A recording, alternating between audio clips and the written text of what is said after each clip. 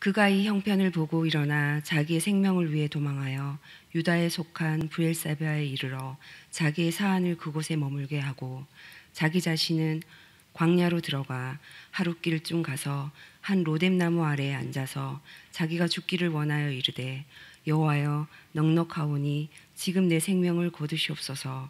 나는 내 조상들보다 낫지 못하나이다 하고 로뎀나무 아래에 누워 자더니 천사가 그를 어루만지며 그에게 이르되 일어나서 먹으라 하는지라. 본즉 머리맡에 숯불에 구운 떡과 한 병 물이 있더라. 이에 먹고 마시고 다시 누웠더니 여호와의 천사가 또다시 와서 어루만지며 이르되 일어나 먹으라. 내가 갈 길을 다 가지 못할까 하노라 하는지라. 함께 읽겠습니다. 이에 일어나 먹고 마시고 그 음식물의 힘을 의지하여 40주 40야를 가서 하나님의 산 호렙에 이르니라. 아멘. 자, 오늘 이 시간에는 주보에 쓰여 있는 대로 어루만져 주시는 행복, 어루만져 주시는 행복, 이런 주제로 하나님 말씀을 나누겠습니다. 자, 이 역시도 저는 성경이 주는 분명한 복음을 확신하고 그 확신을 따라 순종하는 자들에게 주시는 또 하나의 빼놓을 수 없는 행복이라고 저는 생각하는데요. 우리 한번 따라하겠습니다. 하나님은 우리를 어루만지십니다. 한 번 더, 하나님은 오늘도 나를 어루만져 주십니다. 동의하십니까, 여러분? 자, 오늘 본문에도 보시면 무려 2번씩이나 이 말이 나와요. 자, 5절에도 보면은 로뎀나무 아래에 누워 자더니 천사가 그를 어루만지며 이렇게 되어 있고요. 7절에도 보면 여호와의 천사가 또 다시 와서 어루만지며 이렇게 되어 있습니다. 참 기막힌 표현이 아닐 수가 없습니다. 그렇죠? 물론 이런 표현은 여기만 있는 것은 아닙니다. 다니엘 서도에도 보면은 다니엘이 사역에 한참 힘들고 지쳤을 때 바벨론의 을레 강변에서 한 번, 그리고 히데겔 강변에서 한 번, 그렇게 2번 천사를 통하여 다니엘을 어루만져 주신 적이 있는데, 오늘 또 이렇게 똑같이 2번 엘리야에게도 하나님은 천사를 통하여 그렇게 해주시고 계십니다. 사랑하는 성도 여러분, 그래서 저는 이 구절을 그냥 읽는 것만으로도 참 은혜가 된다고 생각하는데요. 특히 요즘 같은 세상을 사는 우리들에게는 얼마나 하나님이 우리를 어루만지신다는 이 표현만으로도 마음 따뜻하게 하시는 말씀인지 모릅니다.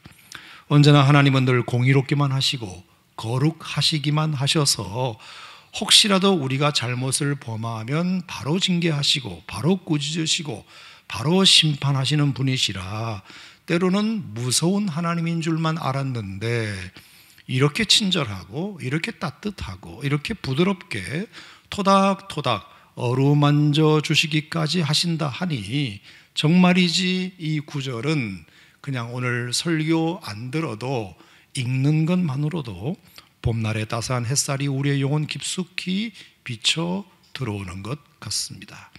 사랑하는 성도 여러분, 그러므로 오늘 이 진리를 그대로 믿고 받으시기를 바랍니다. 하나님은 여러분들을 오늘도 이 시간 따스하게 어루만져 주시는 분이심을 믿기 바랍니다. 여러분의 상처를, 여러분의 아픔을, 여러분의 곤함을 어루만져 주셔서 엘리야처럼 오늘 여러분들도 회복시켜 주실 줄 믿습니다. 이 좋으신 하나님 오늘 꼭 만나고 가시기를 주의 이름으로 축원합니다. 축원합니다.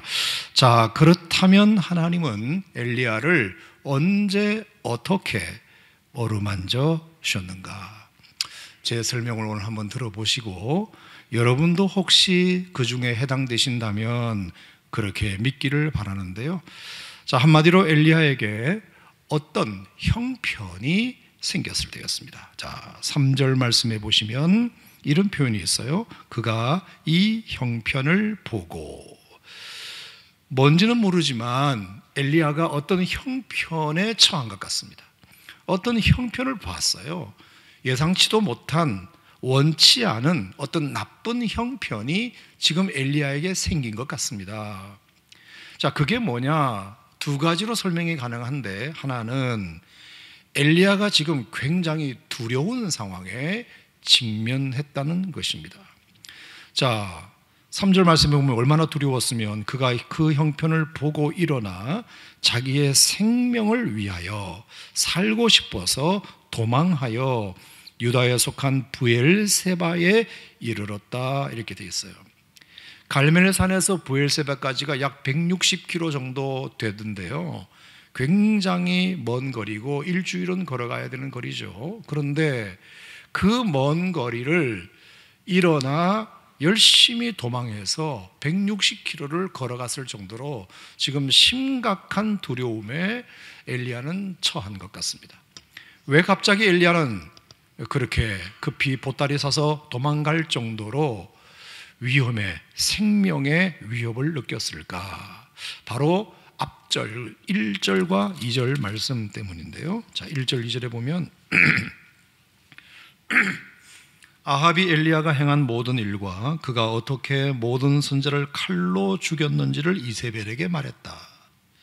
이세벨이 사신을 엘리야에게 보내어 이르되 내일 내가 이맘때 반드시 너의 생명을 저 사람들 중에 한 사람의 생명과 같게 하리라. 자, 이게 뭐죠? 아합이 이세벨에게 뭔가를 일러 바쳤는데 그 이세벨이 그걸 듣자마자 사신을 보내가지고 내일 이맘때 나도 너를 죽여버릴 거야, 이 소식을 이제 엘리야가 듣고 두려움이 생겨서 도망갔다, 이 뜻입니다. 자, 그러면 도대체 무슨 일을 어떻게 일러 바쳤기에 그랬느냐? 자, 18장 앞장에 보면 어떤 일이 있었죠? 엘리야와 이방 선지자들이 갈멜산에서 기도 대결을 벌인 유명한 장면이 거기 나오죠. 1대 850의 기도 대결에서 당연히 이방 선지자들 자기들이 이길 줄 알았는데 엘리야가 그만 이겨버리는 유명한 승리 아니겠습니까? 자, 그 일로 말미암아 중간에서 어정쩡하게 그것을 지켜보고 있던 사람들도 그 눈앞에서 펼쳐진 비교 우위의 앞에서 일제히 여호와 그는 하나님이시로다, 여호와 그는 하나님이시로다 하면서 신앙 고백을 하질 않나.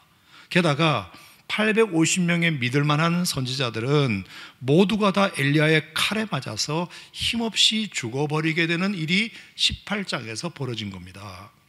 자, 이 사실을 아합 왕이 자기 부인 이세벨에게 전했더니 이 이세벨이 듣고 당장에 사신을 보내어서 엘리야, 너도 내일 내가 죽여버릴 거야, 이렇게 전가를 넣은 것입니다. 자, 그 말을 듣고 그 형편 앞에 엘리야에게는 순간적으로 두려움이 생겨서 그저 살고 싶은 마음에 이세벨의 칼을 피하고자 하는 마음으로 160km나 떨어진 최남단 브엘세바까지 도망을 간 것입니다. 자, 이것이 첫 번째 엘리야가 처한 형편, 두려움, 이것인데요. 자, 여러분 어떻게 생각하십니까? 충분히 그럴 수 있다는 생각이 듭니다.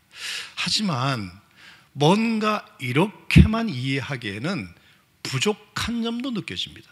이해가 되는 것 같으면서도 이해가 안 되는 부분도 솔직히 있다는 말씀인데요. 자, 왜 그러냐? 지금 굉장히 두려워서 도망갔다고 했는데 그러면 이 두려운 상황이 지금이 처음이냐? 그게 아니거든요. 우리가 이제 엘리야가 17장에서부터 이제 성경의 인물로 등장하기 시작하는데 그때 어떤 모습으로 등장을 하죠? 아합 왕 앞에 딱 가가지고 내 말이 없으면 이 땅에 그 어떤 비도 이슬도 내리지 아니할 것이요 라고 왕 앞에 보통 사람이었던 엘리야가 선포해버립니다. 여러분, 그때는 두려움이 없었을까요?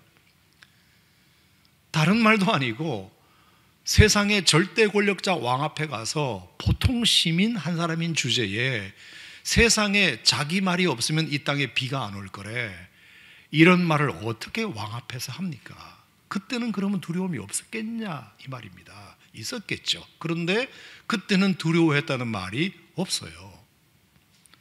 뿐만 아니라 엘리야가 그래서 그리 시냇가로 이제 숨어 들어가게 되고요. 나중에 사르밧 과부의 집으로도 가게 되고요.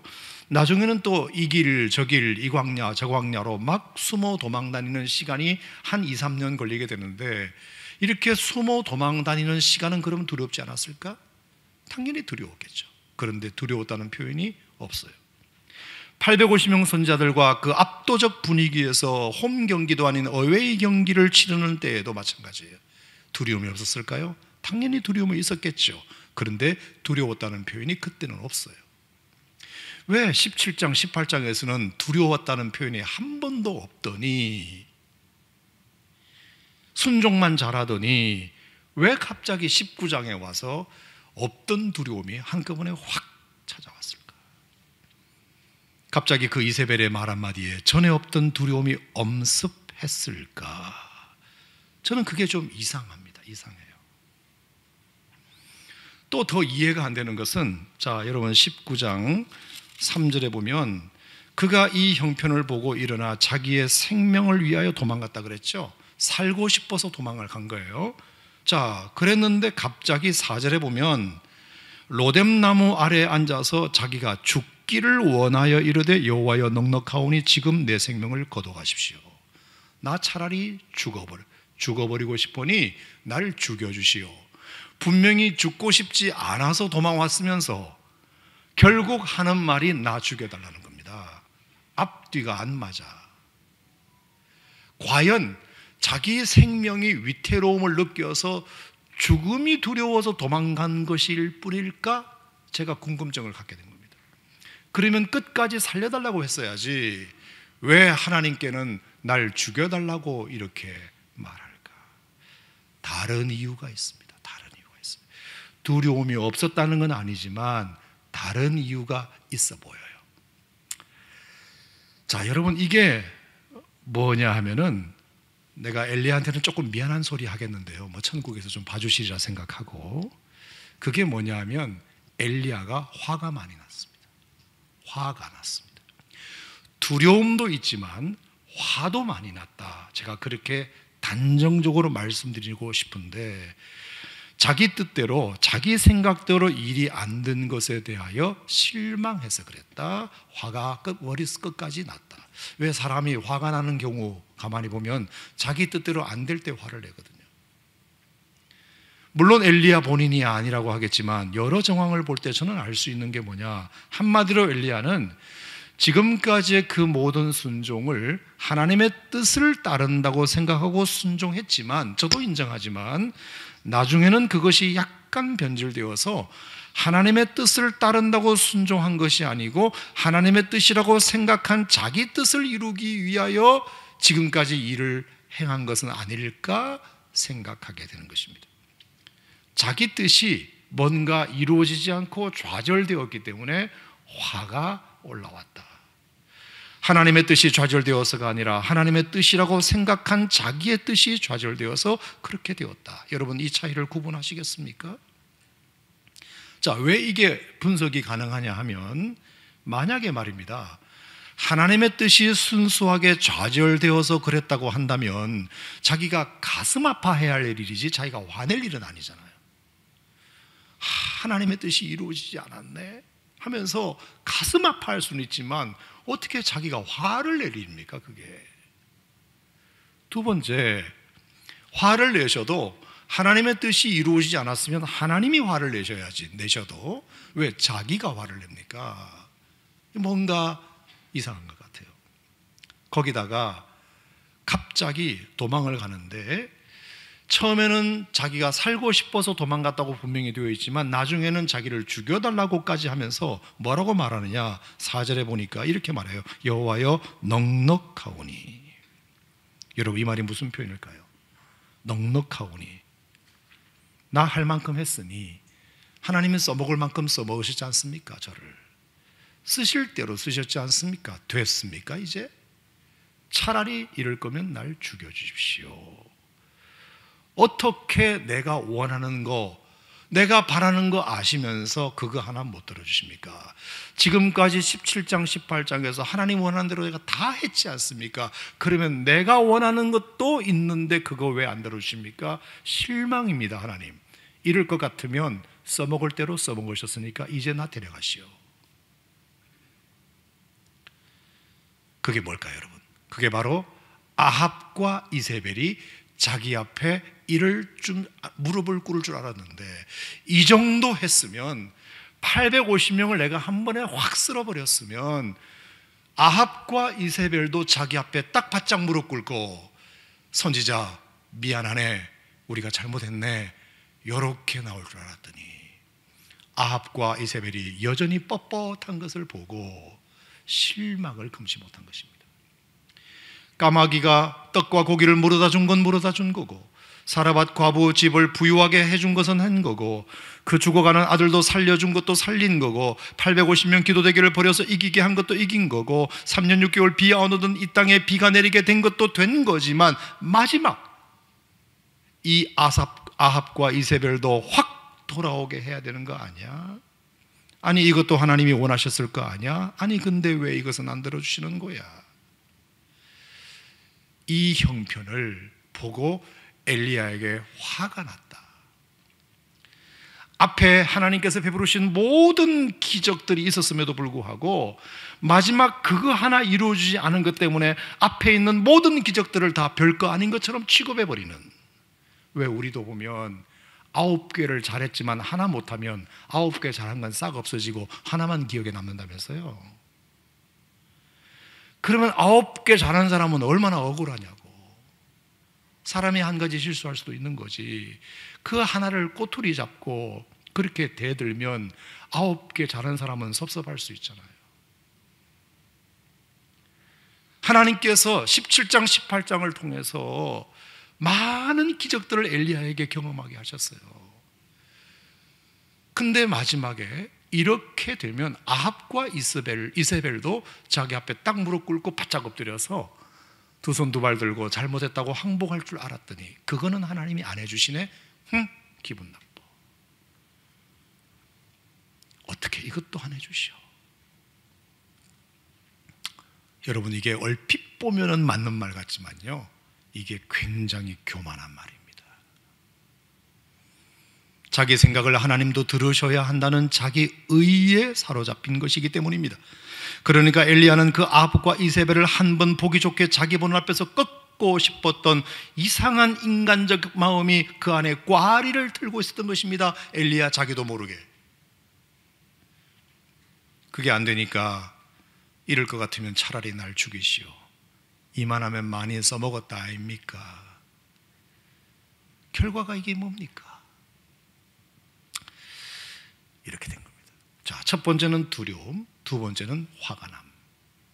이 형편을 때문에 그는 브엘세바까지 도망갔고, 처음에는 살기 위해서 갔지만 나중에는 차라리 날 죽여라고 하나님께 대들게 된 것입니다. 자, 이 형편을 여러분이 하나님의 입장에서 한번 보셨다 생각해 보세요. 자, 엘리야가 그렇게 하고 있는 모습을 여러분이 보셨다 생각해 봐봐요. 엘리야에게 해주고 싶은 말씀이 있어요, 없어요? 있죠. 이 못난 엘리야 같으니라고, 나도 너한테 실망이야, 이렇게 말씀하실 수 있다는 말입니다. 전에는 그 두려움이 없더니 갑자기 그 이세벨 말 한마디 때문에 두려움이 엄습하여 멀리 도망가 버리지를 않나. 하나님 말씀에 충성을 다한 건 좋은데 일이 좀 잘 되니까 이제는 자기 뜻까지 하나님의 뜻이라고 우기면서 그건 왜 안 들어주느냐고 나올 때 왜 하나님도 엘리야에게 하시고 싶은 말씀이 없었겠습니까? 당장이라도 그 엘리야의 틀린 생각을 교정시켜주고 싶으신 마음이 분명히 하나님에게도 있으셨을 것입니다. 그런데도 하나님은 하셨다 안 하셨다? 안 하셨다. 적어도 오늘은 안 하셨다. 하나님이 하실 말씀이 없으셔서 No. 엘리야의 생각이 맞아서 No. 엘리야는 지금 뭔가를 아주 단단히 잘못 생각하고 있음이 여러분의 눈에도 보이고 제 눈에도 보이는데 하나님 눈에는 왜 안 보이겠습니까? 그러면 하나님이 말씀을 하셔야죠. 엘리야를 딱 불러다가 혼꾸녕을 내야죠. 그런데 안 해요. 뭐만 하셨다? 먹이고 재우고 먹이고 재우고 오르만지고. 저는 그래서 되게 이상했어요. 아니 하나님이 나 같은 마음이실 텐데 왜 안 하셨을까? 그래서 하도 답답해가지고 하나님이 안 하신 말씀을 제가 한번 해보려고 합니다. 엘리야에게 훈수를 한번 두겠습니다. 자, 첫 번째, 엘리야, 이세벨이 당신을 협박했다고 지금 이렇게 두려워하는 것 같은데 내가 한마디 좀 해주고 싶은 말이 있어. 과연 이게 엘리야가 당신이 두려워할 일이요? 당신이 두려워할 일이요? 여러분, 제가 왜 이 얘기를 드리냐면, 자, 19장 2절을 한번 보세요. 19장 2절을 보면 뭔가가 좀 이상해요. 19장 2절 보세요. 이세벨이 사신을 엘리야에게 보내어 이르되 내가 내일 이맘때에는 반드시 내 생명을 저 사람들 중 한 사람의 생명과 같게 하리라 이랬어요.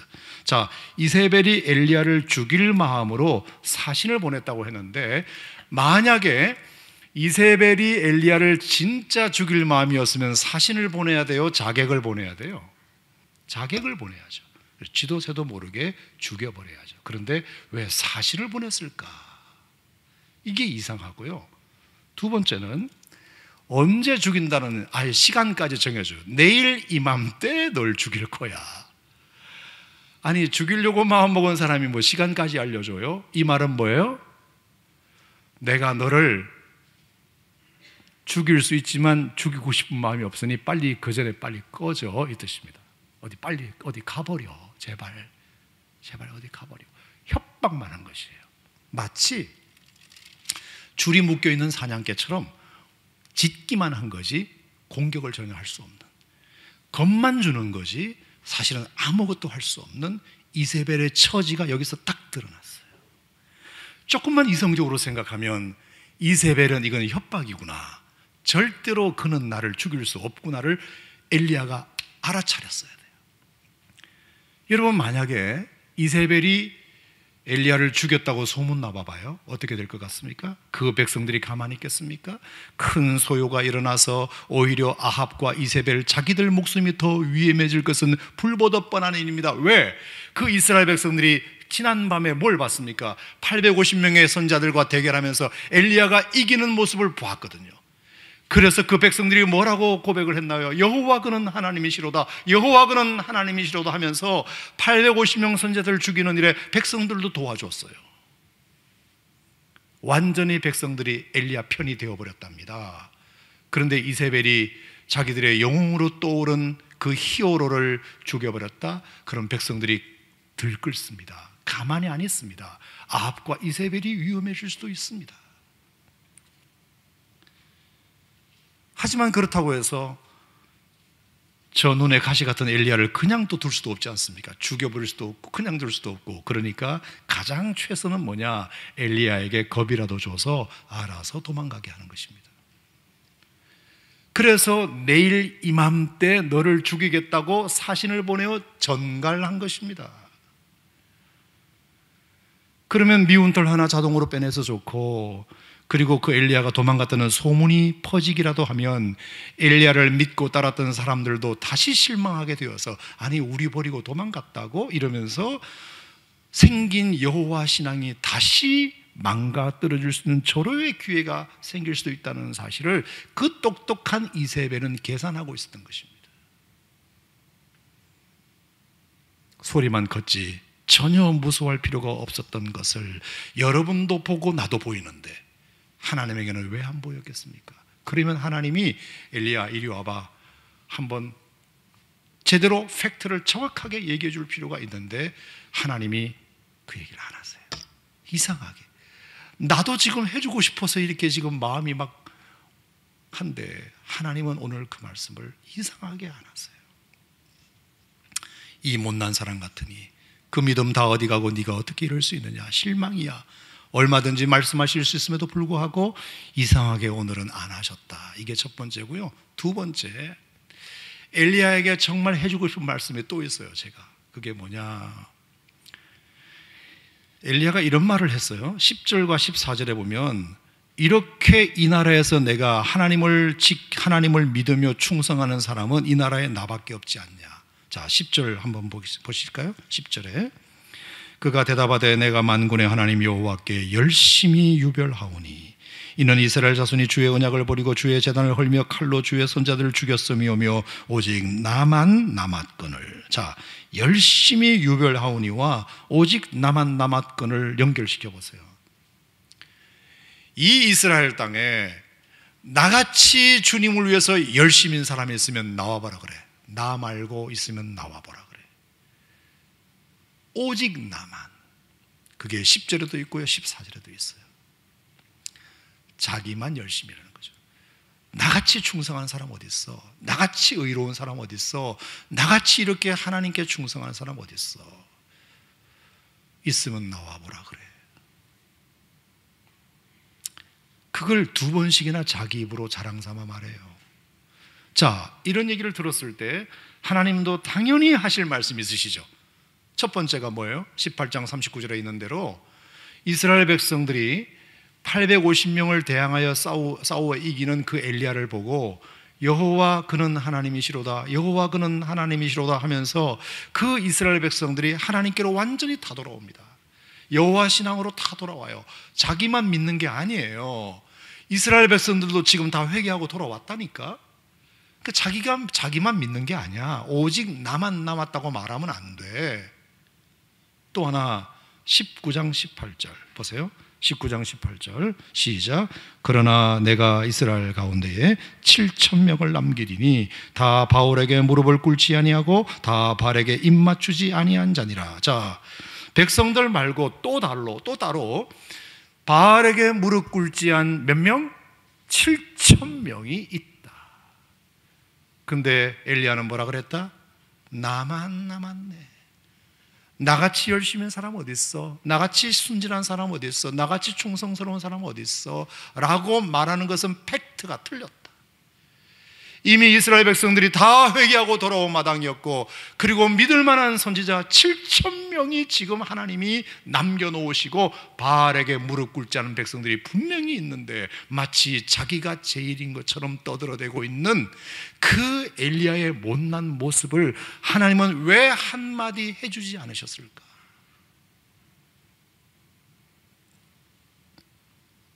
말씀 안 하세요.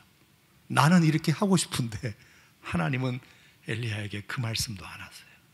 세 번째, 결정적으로 이거는 히브리어 문법 얘기인데요. 히브리어 문법에 바브 연속법이라는 것이 있어요. 바브. 이게 뭐냐 하면은 어떤 동사를 and, 바브가 이제 and거든요. 그리고 그러니까 and로 계속 연결하면 이게 연속 동작을 의미해요. 자, 씹고 뜯고 맛보고 즐기고 이런 거 있잖아요.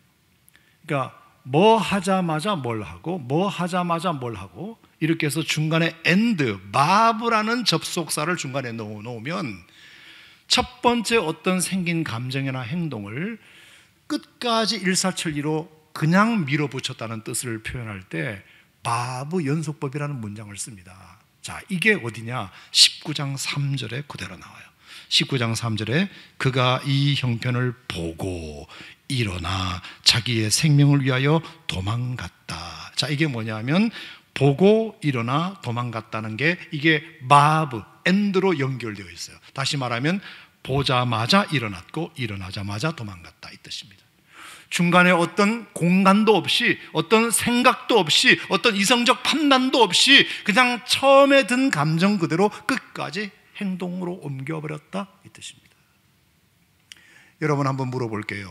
여러분들 살다 보면 어떤 감정이 확 순간적으로 올라왔을 때 그 감정, 첫 감정을 조금 삭혀서 이성적으로 한번 다시 생각해 보면 실수하지 않지만 처음 올라온 그 감정을 그대로 밀어붙이면 어떻게 될까요? 그러면 한강에 뛰어들어요. 기차에 뛰어들어요. 그리고 약 먹어버려요. 그래서 처음 일어난 그 감정은 굉장히 조심해야 돼요. 조금 화가 났더라도 한번 이렇게 좀 이렇게 물 한번 마시고 한번 바람 한번 쐬고 들어와서 이성적으로 다시 생각을 해봐야 돼.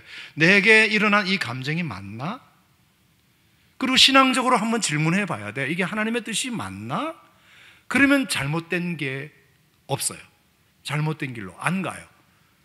근데 이성이 개입할 공간, 믿음이 개입할 공간이 없이 그냥 쭉 간 거예요.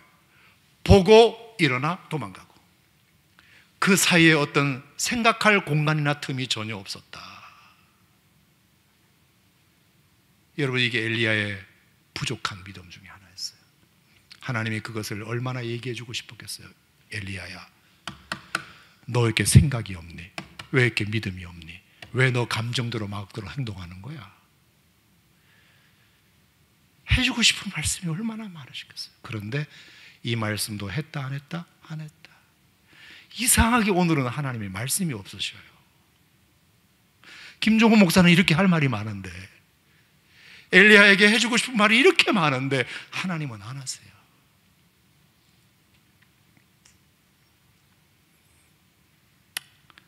오늘 목사님 말씀을 들어보니 당신의 두려움은 실체가 없는 가짜였네. 그건 이세벨의 협박뿐이었네. 줄묶인 사냥개의 지점이었네. 그리고 당신은 알고 보니 교만했네. 하나님의 뜻이 좌절되어서 화가 난 것이 아니라 하나님의 뜻이라고 우기고 싶은 당신 뜻이 좌절되어서 화난 거네. 사람이 솔직해야지. 그리고 당신 감정대로만 일을 저질렀구만. 왜 이성적으로 한 번도 생각 못했어? 왜 신앙적으로 묻지 않았어? 그러고도 당신이 선지자야? 하나님의 사람이라고 말할 수 있어? 실망이야. 이러면서 얼마든지 엘리야에게 해주고 싶은 말이 얼마나 많은데 하나님은 하셨다 안 하셨다? 안 하셨다. 팩트 체크 같은 거 안 하셨다. 그의 믿음 없음을 나무라지 않으셨다. 오히려 뭐만 하셨다? 어루만지기만 하셨다. 먹이기만 하셨다. 그것도 2번씩이나. 너무 이상하지 않습니까? 왜 그러셨을까?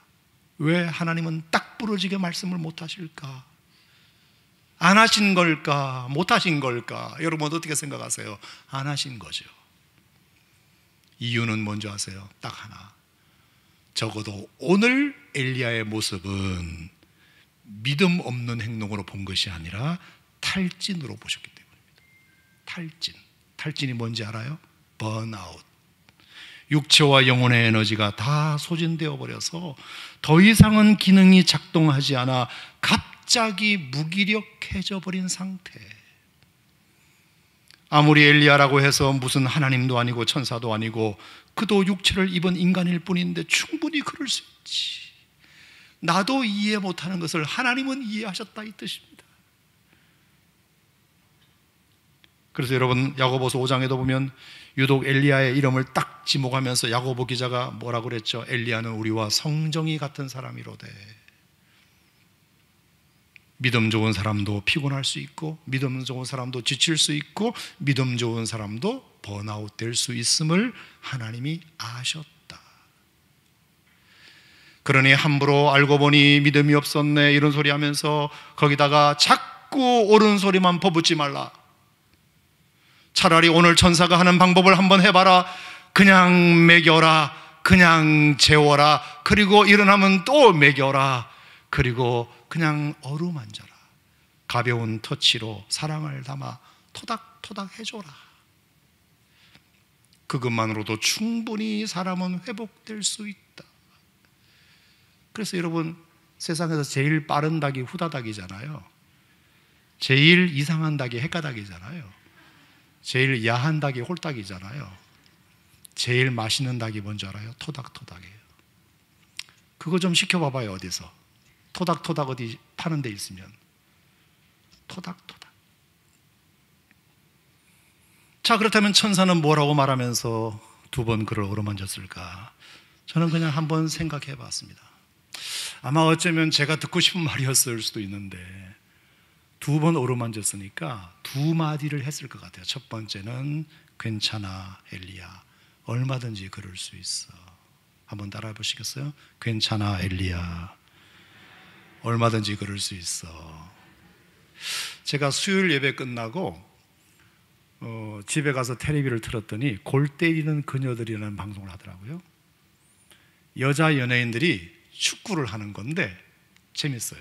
재밌는데 축구를 평생 안 해보던 여자 연예인들이 하니까 이게 실수가 많잖아. 그래서 골을 많이 먹고 이렇게 됐는데 제가 볼 때도 너무 안타까워요. 그런데 가장 그 프로그램에서 많이 나오는 말이 뭔지 알아요? 괜찮아 언니, 괜찮아 괜찮아, 괜찮아 언니. 그럴 수도 있지. 괜찮아 언니.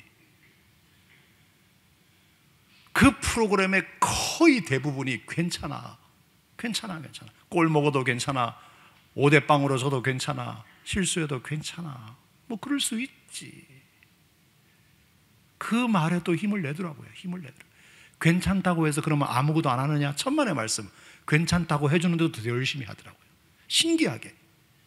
실수해도 괜찮다고 말하는데도 실수 안 하려고 더 노력하더라고요. 제가 그걸 보면서 아하, 꼭꼭 찝어주는 것만이 능사가 아니구나.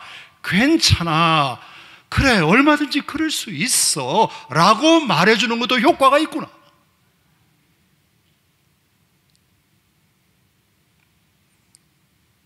그런데 왜 우리는 잘 안 되는지 모르겠어요. 저부터가 너무 이게 안 돼요. 잘. 특히 인생을 열심히 사신 분들, 고지고대로 의롭게 사신 분들, 아주 성경대로만 사신 분들, 아주 말씀대로만 살아오신 분들에게 이 괜찮아가 잘 안 돼요. 그럴 수도 있지가 안 돼요. 왜? 자기는 그렇게 안 살아봤기 때문에 그렇게 못 사는 사람을 이해를 못해요. 그래서 신앙 좋은 부모들을 자녀들이 답답해해요. 예수 믿는 사람들을 너무 편협하게 봐요. 너무 기준이 높아, 너무 울타리가 좁아. 그래서 올라갈 수가 없어, 들어갈 수가 없어. 그 안에 하나님은 바다보다 넓으신 분이신데, 하나님은 하늘보다 높으신 분이신데 어디가 그런 것이 있어요? 너무 좁아, 너무 높아. 설정해 놓은 그 테두리가 너무 높아, 너무 작아. 자녀들이 거기 들어가기가 너무 힘들어. 그러니까 엄마 마음에 늘 안 들지. 그러니까 계속 잔소리 먹는 거죠. 예수 믿는 부모들을 가진 자녀들이 힘들어하는 경우가 그럴 수 있어요. 그 안에서 마음껏 뛰어놀고 싶은데, 그 안에서 마음껏 자유롭고 싶은데 용납해 주는 것이 너무 적어. 괜찮아가 안 돼. 그래, 그럴 수도 있지 가 안 나와. 자꾸 지적해.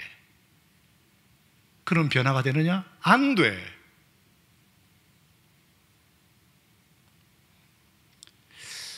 여러분, 제가 빈센트 반 고흐 얘기를 잠깐 하겠는데요. 유명한 화가죠. 프랑스의 아르리라는 곳에 있을 때 우체부 룰랭 아저씨 가족이 바로 그런 역할을 했는데요.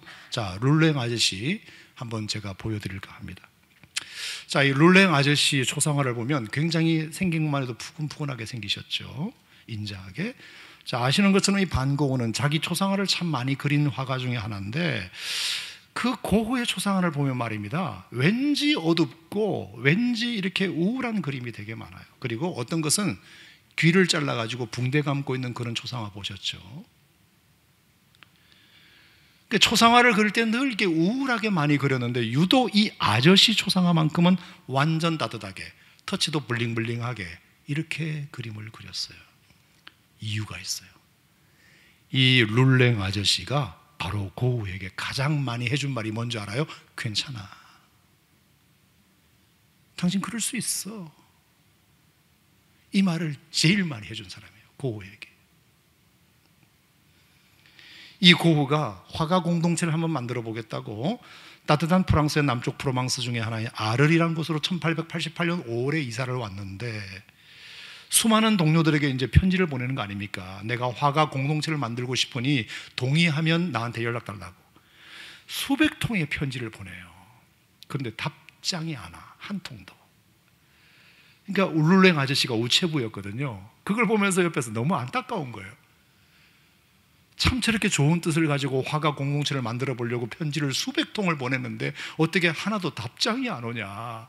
그래서 실망할까 봐 희망을 놓지 말라고, 좋은 소식 올 거라고 룰랭 아저씨가 고흐한테 자꾸 말해줘요. 희망을 놓지 말라고. 그래서 두 사람은 친해져요. 게다가 초상화는 그리고 싶은데 모델비가 없어서 초상화를 그리지 못하고 있는 그 고흐의 모습을 보고 조심스럽게 말해요. 고흐, 모델비가 없어서 초상화를 못 그린다는 것이 말이 돼? 그러면 혹시 우리 가족이라도, 우리 모델료 같은 거 필요 없으니까 우리 가족이라도 그려줄 수 있을까? 오, 좋죠. 그래서 룰랭 초상화의 그림이 20개나 돼요. 20개나 돼요. 그 아저씨 그리고요, 그 부인 오기스틴 그리고요, 그리고 아르망, 큰아들, 둘째, 셋째, 5 식구를 다 그려줘요. 다 그려줘요. 특별히 이 부인이 오기스틴인데 음식을 너무 잘해. 그래서 고흐를 자기 집으로 자주 식사 초대를 하네. 그래서 용기를 줘요. 그래, 밥 먹고 얘기 나누고 농담 따먹기 하고 수다 떨고 그러면서 그 우울한 아르레스의 삶을 밝게 만들어줍니다. 그러다가 나중에 딱 편지 한 통이 답장이 와요. 누구로부터 오죠? 고갱으로부터 와요. 고갱. 유일하게 그 고갱이 고우의 편지에 반응을 해서 화가 공동체를 만드는데 나도 한번 참여하고 싶소 하고 같이 온 건 고마운데, 이 고우와 고갱이 같이 지내는 동안, 2달간 지내는 동안 얼마나 갈등이 많은지 몰라요. 서로 너무 안 맞아. 결정적으로 그 고갱이 고우에게 그림을 하나 그려줬는데요. 뭐냐면 해바라기를 그리고 있는 고흐라는 작품을 그려줘요. 그러니까 고우 자기를 그린 거잖아요. 그래서 어느 날 딱 갖고 왔는데 그때 열이 확 나요. 세상에 해바라기를 그리는 고흐를 그렸는데 갖고 보니까 해바라기가 완전히 시들어 있는 모습만 그린 것이 아니라 자기 고흐를 그리면서 눈이 완전히 흐리멍텅하게 그려가지고 다 죽어가는 사람처럼 그린 거예요. 그러면서 어떻게 이게 나냐 이러면서 막 따지면서, 그래서 이 자기 귀를 잘라버리잖아요. 그러니까 나 이 미친 사람하고 못 이겠다 싶어서 고갱도 도망가 버리잖아요. 그 후로도 고우는 진정이 안 돼서 결국 정신병원에까지 입원을 하게 되는데, 그 와중에도 정신병원에 면회를 가면서 유일하게 안타깝게 해준 사람이 룰랭 아저씨 부부고요. 그 고우가 정신병원에 입원하는 동안 집이 비어 있으니까 아침마다 가서 청소해 준 사람도 룰랭 아저씨 부부고요. 나중에 퇴원해서 혹시 그림을 중단할까봐 아침 식사를 집에서 만들어가지고 그것을 배달을 해줘요, 아침에.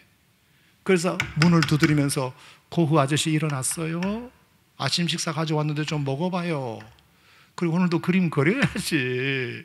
그림 그려야지. 이렇게 그 오기스틴 그 부인이 해줘요, 계속. 그래서 여러분, 격려해주고 지지해주고 한 덕분에 여러분 잘 아시는 별이 빛나는 밤, 밤의 카페 테라스, 꽃피는 아몬드 나무 같은 유명한 작품이 그때 다 그려지잖아요. 자, 이렇게 룰랭과 오거스틴이 고흐를 하도 아끼니까 나중에 그 룰랭의 아들 아르망이 물어요. 아버지, 저는 정신병자랑 왜 가까이 자꾸 지내세요? 이랬더니 그 룰랭 아저씨가 유명한 말을 남겨요. 아들아, 삶은 아무리 강한 사람일지라도 무너뜨릴 수 있어. 너무 마음에 드는 말이에요. 삶은 말이다, 아무리 강한 사람이라도 무너뜨릴 수 있는 거야. 그래서 많은 사람들이 안타까워하는 것이 뭔지 아세요? 이 룰렌 가족이 우체부 공무원이다 보니까 거기서 이제 한 1, 2년 지내다가 마르세유로 전출을 가요. 그래서 헤어져, 둘이서. 어쩔 수 없이. 그래서 많은 사람들이 만약에 마르세유로 이 룰랭 가족이 이사 가지 않았더라면, 고흐 옆에 있었더라면 37살의 그 아까운 나이로 권총 자살을 안 했을 것이다. 룰랭 가족이 있을 때 너무 행복했거든. 근데 딱 떠나고 나니까 다시 혼자가 되니까 마음을 못 잡아가지고 결국 권총으로 자살 37에 한 거 아닙니까? 세상에는 옳은 말을 해주는 가까운 사람보다 어루만져주는 가까운 사람이 필요하다. 괜찮아, 엘리야. 얼마든지 그럴 수 있어. 오늘 하나님도 여러분에게 지치고 상한 여러분들에게 이렇게 말씀하고 계심을 믿으시기를 주의 이름으로 축원합니다. 두 번째 어루만짐을 통해서 천사가 해준 말이 뭘까? 제가 한번 상상해 봤는데 이랬을 것 같아요. 엘리야, 앞으로도 내가 네 편 되어 줄게. 끝까지 너와 함께 할게. 따라합시다. 앞으로도 내가 너 편 되어 줄게. 너와 함께 할게. 그 말을 듣고 엘리야는 벌떡 일어나가지고 40주 40야를 걸어서 브엘세바에서 호렙산까지 구글 지도로 직선 거리만 330km, 서울에서 대구까지 이 먼 거리를 40주 40야를 걸어 걷더니 걸어갔을 뿐만 아니라 계속 사명을 감당하는 놀라운 선지자가 됩니다. 자, 오늘의 결론은 뭐냐? 엘리야가 뭘 잘못 생각한 게 있죠. 말해주고 싶은 게 있어. 그걸 꼬치꼬치 이렇게 지적해줘. 너는 이래서 잘못됐고 너는 잘못됐고. 이런 말을 해준 것이 아니고, 우리도 해주고 싶은데 하나님은 안 하세요. 할 줄 몰라서가 아니라 안 하세요. 왜? 그게 효과가 없다는 걸 아니까. 하나님이 뭐만 하셨다? 그냥 먹이고 재우고 먹이고 재우고 먹이고, 그리고 토닥토닥 어루만져주고, 그리고 한마디 해주고, 괜찮아 엘리야, 얼마든지 그럴 수 있어. 나도 네 편이 될 거니까, 나도 너와 함께 영원히 함께 할 테니까 다시 힘을 내. 여러분, 여호수아가, 하나님께서 여호수아에게 하신 약속의 말씀이 뭐죠? 내 평생에 너를 능히 당할 자 없으리니 내가 모세와 함께 있던 것 같이 너와 함께 있을 것임이니라. 내가 너를 떠나지 아니하며 버리지 아니할 것이다. 강하고 담대하라. 예수님이 제자들에게 하신 마지막 말씀이 뭐죠? 볼지어다 내가 세상 끝날까지 너와 항상 함께 있으리라. 그래서 성경에 제일 많이 나오는 단어가 뭔 줄 알아요? 함께라는 단어예요. 1350번. 여러분, 이건 성경의 캐릭터예요. 함께. 함께라는 부사가 성경에 제일 많이 나와요. 그 다음 많이 나오는 단어가 떠나지 않으신다, 버리지 않으신다. 성경을, 내용을 하나도 몰라도 성경에 가장 많이 나오는 단어만 봐도 하나님은 어떤 분이신지를 우리는 알 수 있어요. 하나님은 우리와 함께 하시는 분이시고 떠나지 않으시는 분이시고 우리를 버리지 않으시는 분이시다. 이거는 알 수 있잖아요. 성경 내용은 내가 몰라도. 그럼 그걸 믿으셔야지. 오늘 여러분도 하나님으로부터 이런 음성을 듣고 가시기 바랍니다. 내가 너와 함께 할 거야. 절대로 너를 떠나지 않을 거야. 너를 버리는 일은 없어. 내가 괜찮아. 얼마든지 그럴 수 있어. 얼마든지 그럴 수 있어. 내가 조금 기다려 볼게. 여러분, 이 천사가 엘리야에게 해준 말이 콕콕 집어서 팩트 체크해서 알려준 것보다 훨씬 더 효과가 있었다는 사실을 여러분 아셔야 합니다. 누구는 말할 줄 몰라서 말 안 하나? 누구는 생각이 없어서 말 안 합니까? 알지만 안 하는 겁니다. 비판할 줄 몰라서 비판 안 하는 겁니까? 알지만 안 하는 겁니다. 무엇이 더 효과가 있을까? 적어도 우리가 하나님 앞에서 하나님은 어떤 분이신가? 오늘 이 말씀에서 믿음 없는 것으로 보지 않고 지쳤구나. 엘리야, 얘가 탈진했구나. 탈진한 사람들에게는 최고로 좋은 게 뭐냐? 잔소리가 아니고 먹이는 거예요. 그냥 먹여. 밥 사줘. 그리고 토닥토닥 어루만져줘. 그러면 인간은 가지고 있는 자기 실현 경향성이 있기 때문에 칼로저스가 말한 대로 스스로 일어서서 정신 차리고 내가 뭘 해야 될지를 알아서 가게 돼요. 여러분, 우리가 이것을 분명히 믿고 오늘 이 시간 여러분도 누군가에게 그렇게 해주실 수 있으면 해주시고, 여러분을 향하여서도 하나님이 그렇게 하신다는 사실을 믿으시기를 주의 이름으로 축원합니다.